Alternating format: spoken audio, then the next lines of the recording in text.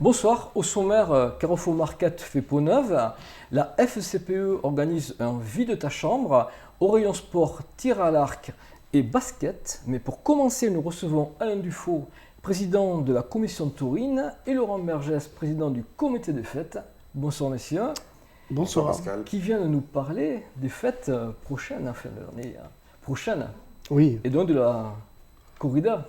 notamment des Noviadas. Et on serait peut-être un peu étonné de donner sitôt le nom des Ganaderos, mais il faut quand même savoir que maintenant, de plus en plus, les gens, les organisateurs se précipitent dans les Ganaderia pour choisir les lots. Donc nous, on fait comme les autres, hein.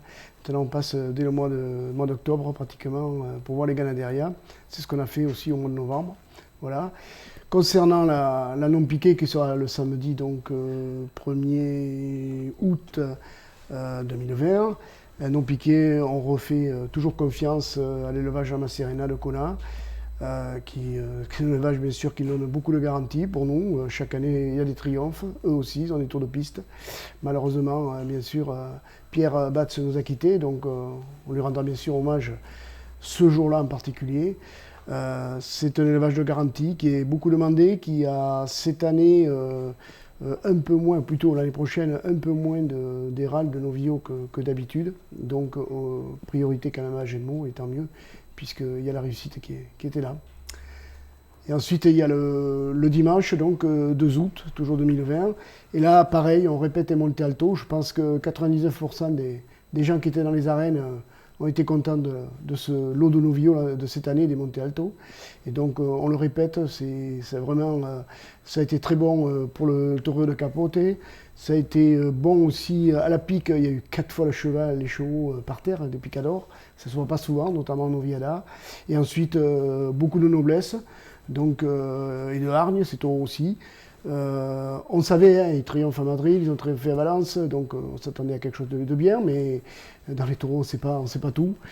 Et en plus, qui corrobore le tout, c'est qu'il y a la présentation. Voilà. Et de nouveau, pour l'année prochaine, on aura, vous le verrez, je pense, des novillos bien présentés, même très bien présentés. Et les hommes, tu peux nous dire quelque chose ou c'est trop tôt? Oh non, là, les hommes, là, c'est vraiment trop tôt. Honnêtement, d'ailleurs, bien sûr, les appeleurs commencent à nous appeler, hein, même avant d'avoir vu les lots, enfin, voir le nom des lots. Tout le monde appelle, bien entendu, mais quoi qu'il arrive, nous, on ne délivre les noms que vers la fermée. On a largement le temps. Surtout que normalement, cette année, on n'aura pas de concurrence. En Noviada. Donc on a largement le temps. On a déjà vu, dans le courant du mois de septembre, c'est là où il y a le plus de Noviada en Espagne, pas mal de Noviada, donc on a déjà un aperçu, mais sans plus, hein. Ensuite, il y aura l'Espagne qui va débuter, la France aussi, Olivenza, Mugron, Ersoladour, Madrid, Séville, bon voilà.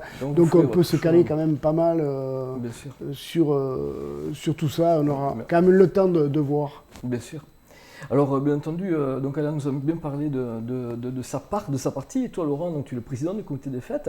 Je profite que tu sois là pour te demander qu'est-ce que tu as de prévu? Est-ce que tu as une actualité pour le comité des fêtes en fin d'année? Est-ce que tu peux nous dire quelque chose pour l'organisation des fêtes à venir ou pas? Nous t'écoutons. Alors, si tu veux, là, le conseil d'administration s'est retrouvé il y a une semaine où on a présenté à l'ensemble du conseil d'administration ce qu'on vient de présenter là à Alain. Là, on va être présent donc, pour le marché de Noël, où on sera avec un char du Père Noël qu'on a tout refait, et pour lequel donc, on se promènera en ville avec les enfants et se présenter auprès des commerçants. On essaiera d'être présent à l'animation aussi sous ce marché couvert et en ville. Donc déjà une présence en fin d'année. Et en ce qui concerne donc la suite, le premier rendez-vous d'année sera donc le 11 janvier, mais je pense que j'aurai l'occasion d'en parler, pour la journée portes ouvertes du comité et les autres rendez-vous à la suite que nous dévoilerons petit à petit, sachant qu'aujourd'hui, le programme a été établi mais pas totalement ficelé, donc on y reviendra petit à petit. D'accord, voilà. Donc on reste en attente. En tous les cas, merci et bravo à vous, bravo à tous vos bénévoles. Oui, merci à eux, merci de nous accompagner et d'être toujours présents là. Et pour revenir à ce que disait tout à l'heure Alain sur les choix tauromachés que nous avons fait, c'est vrai que quand nous sommes sortis de nos arènes, ce dimanche-là, on avait dit on va renouveler. On a dit d'abord il faut qu'on voit ce qu'ils nous ont présenté chez Monte Alto. La présentation était là. D'ailleurs, si vous pouvez, je pense que vous pourrez le voir en image derrière. Oui. Donc là, vous les voyez en version hiver avec les fundas. Et, Avec les fundas, ouais. Voilà. Et on vous les représentera plus tard. Il faut considérer que c'est 10 mois plus tard qu'ils sortent. Voilà. Donc, déjà, il y a du lourd. Voilà. Et je voulais quand même préciser et surtout remercier Canal Achat pour le reportage qui avait été fait avant, quand il y a eu le débarquement des taureaux, ou des novios plutôt, et qui a été vu je ne sais combien de fois sur YouTube, pratiquement 3000 fois. C'était très bien fait. Bon, oui, on avait du matériel avec les novios, mais il y a eu du matériel avec Canal Achat. Il y en a certains qui passent des 3 millions de vues. Hein. Oui. Donc bravo à Serge. Voilà. Voilà. Merci. Merci. Après les vides-greniers, voici un vide ta chambre organisé par la FCPE. Bon Marie, est-ce que tu peux nous dire ce qui se passe aujourd'hui dans le marché couvert? Alors aujourd'hui au marché couvert, l'association des parents d'élèves de la FCPE organise un vide-grenier. Donc c'est la 2e année que l'on organise ce genre d'événement. Jusque-là on faisait un loto au mois de mai. Donc là on a essayé de changer, histoire de varier un petit peu. Cette manifestation est organisée pour récolter des fonds pour les écoles d'Agetmo et pour le collège. Visiblement, c'est un succès quand même, il y a beaucoup de monde. Alors, visiblement, quand on a choisi la date, on a eu du nez, puisque ça fait 2 ans qu'on l'a fait exactement la même date, et on a du monde. On a du monde au niveau des exposants, puisqu'on est complet, et on a du monde au niveau des acheteurs potentiels. Et comment se porte la FCPE? La FCPE se porte très très bien. Sur l'ensemble des 3 établissements scolaires, on arrive à avoir 40 parents qui s'investissent et qui donc assistent au conseil d'école, au conseil de classe, au conseil d'administration et toutes les différentes commissions qui existent au collège. Et quand tu dis que l'argent que vous allez récolter va servir pour les établissements, est-ce qu'il y a des projets, concrets pour cette année scolaire? Alors, il y a un gros projet au niveau de la maternelle. Alors, je ne sais pas exactement lequel, mais ils sont ravis puisque là, nous, on vient de leur faire un chèque de 1 000 € et puis qui va se compléter avec ce qu'on va leur verser à la suite de cette manifestation-là. Au collège, nous, on a fait le choix de verser la moitié, en fait, entre le FSE, qui est le foyer, et l'UNSS, ce qui permet d'acheter du matériel. Le FSE participe au financement des voyages et met en place des activités pour les enfants sur les temps entre les cours. Et au niveau de l'école primaire ? Alors au niveau de l'école primaire, cette année, ils ont également besoin d'un apport financier puisqu'ils vont partir 2 jours. Plusieurs classes vont partir 2 jours normalement si tout se passe bien. Donc c'est aussi de l'argent qui va servir pour des projets. Après nous, on verse l'argent, ils en profitent comme ils veulent. Nous, la seule exigence qu'on ait, c'est que ça serve à l'ensemble des enfants. Voilà, on ne finance pas de projet particulier, on finance, c'est une somme qu'on verse à la coopérative et on leur demande, si c'est possible, de financer avec quelque chose qui en profite à tous les enfants, pas à une seule classe. Voilà. Bien, merci beaucoup.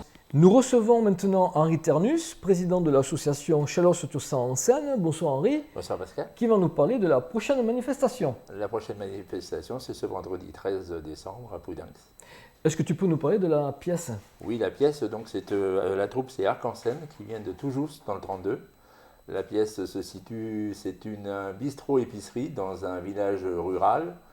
Comme par hasard, ça tombe à Poudenc. Donc là, les 2 personnages plus importants, c'est Robert et la Raymonde, qui tiennent le bar depuis des années et des années. L'ensemble du village y passe au moins 1 fois par jour pour refaire le monde, critiquer les uns, dire du bien des autres. C'est tout un va-et-vient incessant pendant cette période. Il y a 9 personnages qui vont se remplacer tout au long de cette soirée de théâtre. Très rigolo. Donc on reste un petit peu sur la comédie comme d'habitude, c'est la comédie, il n'y a pas un thème particulier, c'est vraiment les discussions dans les bars, dans l'épicerie, où les gens qui ne sont pas là sont habillés pour l'hiver, si je puis dire. C'est toujours un peu particulier, mais c'est les gens qui refont le monde autour d'un verre de vin. Voilà. C'est la clé du succès, de toute façon. C'est la clé du succès, c'est des gens qui nous ont contactés, qui jouent d'habitude à Barbetan et qui ont pris la tâche avec l'association et qu'on a décidé de faire venir une fois à Jetmo. C'est la première fois qu'ils viennent alors ? C'est la première fois qu'ils viennent, oui. Est-ce que tu peux nous parler des tarifs ? Alors les tarifs, c'est toujours 10 €, gratuit pour les moins de 12 ans, et le forfait pour les 10 séances, c'est 80 €. Voilà. Est-ce que tu peux nous rappeler la date et La le lieu date, du coup? La date, c'est vendredi 13, Ah oui. ça porte bonheur, Ouais. à 20h30 à Prudinx, à la salle polyvalente. Il y a assez de chaises. Voilà. On sera là. Merci, merci Canal Achat. Lundi soir, inauguration du nouveau Carrefour Market. Alors à Gedmont, il se passe comme partout en France depuis maintenant 3 ans, c'est la mise en place du nouveau concept Carrefour Market que l'on a désigné de malin. Et en fait, il est vraiment malin pour nos consommateurs. Il est malin aussi pour nos franchisés parce qu'il repose sur un principe assez clair, celui de la proximité, de la taille humaine et celui de la zone marché. Guillaume y reviendra. On est aujourd'hui à plus de 400 magasins qui ont été rénovés sur l'ensemble de la France. Carrefour Market, qui fait partie du groupe Carrefour, c'est plus de 1040 magasins en France, dont 640 qui sont aujourd'hui en franchise et avec des exploitants comme Guillaume, des entrepreneurs, ce que j'admire moi sur le plan de leur engagement, également 400 magasins intégrés.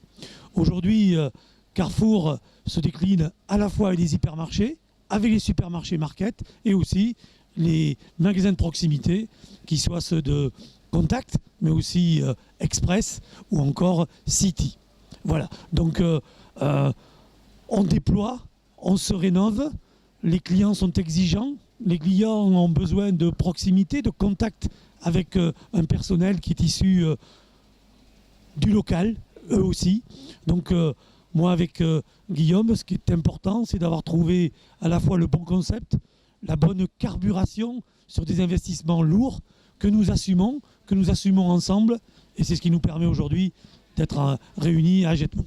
Je suis arrivé en décembre 2017 sur le magasin d'Agetmont et j'ai une équipe de 23 personnes sur le magasin, composée de différents responsables et ainsi que d'employés commerciaux. J'exploite le magasin au nom du groupe Carrefour, sous l'enseigne Carrefour Market. Donc à partir de là, j'ai créé une société, une SARL, qui exploite donc ce magasin depuis 2 ans. Alors, c'est un magasin de taille relativement importante pour le format supermarché, puisqu'on fait 2000 m². Voilà, c'est un magasin de centre-ville, mais malgré tout de proximité, avec une clientèle assez importante. On a beaucoup de débit. Donc voilà, et on a essayé de rendre ce magasin encore plus compétitif et plus attractif, comme l'a dit Pierre, pour pouvoir répondre à cette concurrence qui devient féroce d'année en année. Et pour répondre aussi à une demande des Agetmonciens qui ont besoin d'un centre-ville attractif et dynamique par rapport à une zone concurrentielle qui est un peu plus haut. Voilà, tout simplement. Mais on est parti de A pratiquement à Z, puisqu'on est parti du parking avec la rénovation du parking, des abris caddies, des caddies. Quand on rentre au niveau de la surface de vente, on a créé un espace marché avec une vue à 360 degrés qui est un petit peu la philosophie et le credo de l'enseigne en ce moment. On ouvre les rayons traditionnels. Donc on rentre sur la boulangerie, le fruit et légumes, et on a une perspective jusqu'au bout du magasin, jusqu'au fond du rayon marais. Voilà un petit peu le concept qu'a mis en place l'enseigne depuis quelques années. Ensuite, on a pris le pari de développer le produit bio, en passant notamment ici sur le magasin d'Agetmont de 6 à 12 éléments, ce qui représente quand même 600 références supplémentaires. Voilà. Et ensuite, répondre aussi au niveau de l'appétence de la clientèle sur le produit local. On est au pays du bien manger, à Agetmont. Donc un référencement accru sur les produits régionaux et locaux, donc avec notamment beaucoup de fournisseurs qui sont sur Agetmont, en épicerie ou en produits frais. Voilà. Donc, et ça répond à la demande qu'on a, la demande forte de la clientèle à ce sujet. Donc, ce que nous avons réalisé sur le magasin d'Agetmont durant ces 7 semaines maintenant, puisque nous avons attaqué les travaux le 21 octobre, c'est un tour de force, comme je pense on en a rarement vu à ce niveau, puisqu'on a fait 1200 m² de carrelage magasin ouvert, donc en fermant des zones de 150 m² chaque semaine, ce qui a entraîné des bouleversements au niveau bien sûr du passage client dans le magasin, de la marchandise. Donc tout ça n'a été possible que par le travail des équipes magasins, des équipes merchandising Carrefour, des équipes techniques Carrefour. Tout ça pour nous amener aujourd'hui. Donc on a vraiment réalisé quelque chose, je pense, d'unique et de très très compliqué en termes de grosses œuvres et de rendu finalement au bout de 7 semaines. Donc, et pour en terminer sur les horaires, donc, le magasin est ouvert tous les jours en continu du lundi au samedi de 9h à 19h30 et le dimanche matin de 9h à 12h30. Mesdames et messieurs, monsieur le maire, avec beaucoup d'émotion et de fierté que je vous reçois ce soir pour la réouverture de votre Carrefour Market, de votre nouveau Carrefour Market à Gémeaux. Je vais retracer un petit peu ce qui s'est passé depuis sa mise en place ici sur ce site. C'est un magasin qui a vu le jour, qui a été construit en 1984 sous l'enseigne Codec, qui a été ensuite franchisé à l'époque avec M. Merlin, toujours pour le groupe Carrefour. En 2005, il a été repris par la franchise Guyenne et Gascogne, qu'il a passé de l'enseigne Champion à l'enseigne Carrefour Market en 2009.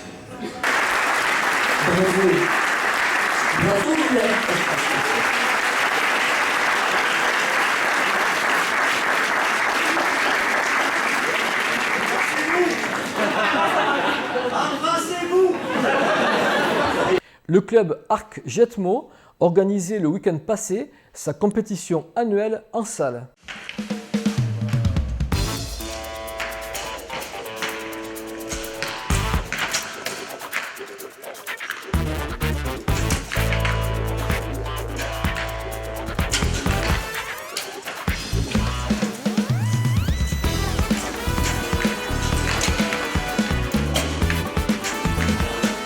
Hier, on a fait une compétition Fitastar, c'est-à-dire 25 mètres, 18 mètres, donc qui compte aussi pour le championnat de France.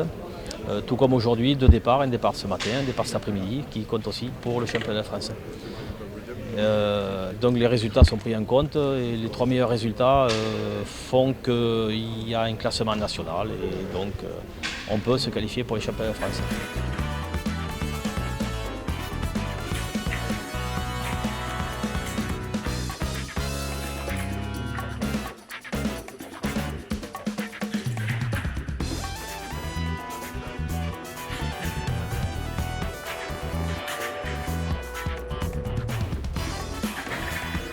Comme on dit nous, c'est une compétition dominicale donc, que tous les clubs font. Donc nous on fait 2 compétitions, une en salle et une en extérieur. Donc celle en extérieur sera au mois de juin sur le terrain de foot. Et c'est le principe est le même. Donc les résultats sont pris en compte, sont envoyés à la Fédé et c'est la moyenne des scores qui fait le résultat final à la sortie pour être qualifié au championnat de France.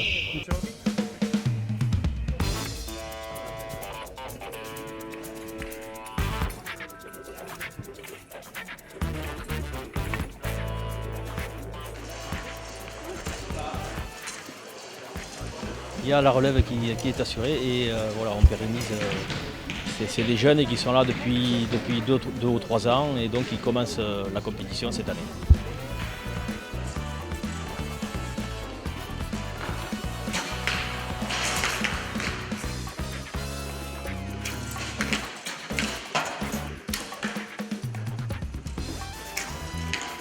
Entre hier et aujourd'hui, on en a 6 ou 7 qui sont venus tirer et d'autres qui vont arriver en extérieur après un peu plus tard. Voilà.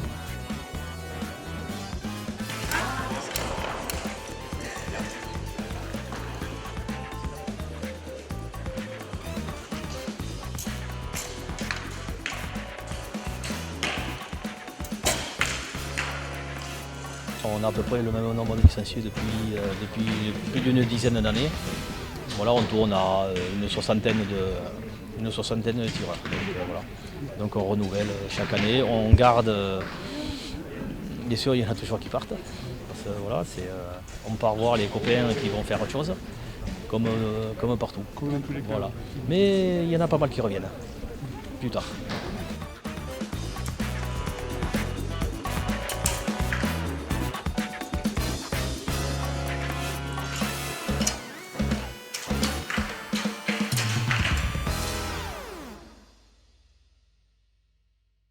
Seul le premier quart-temps aura laissé quelques espoirs à l'équipe de Frontignan face à Coteau-du-Loy. Ils ont encaissé 111 points et en ont marqué 59 à la fin de la partie.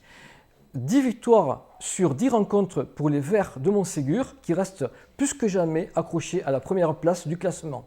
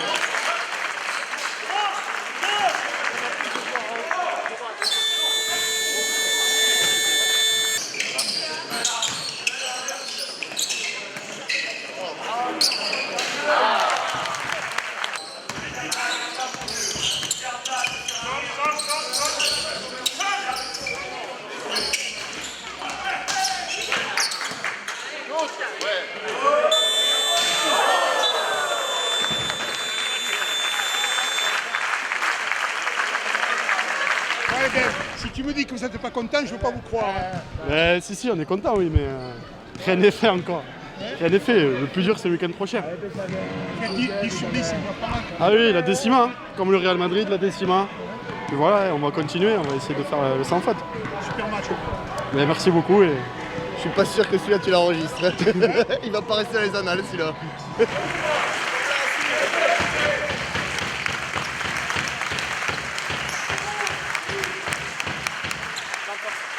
Dimanche après-midi, les filles de HMCB se sont brillamment imposées face au leader de la poule, l'étoile sportive gimontoise, sur le score de 62-49.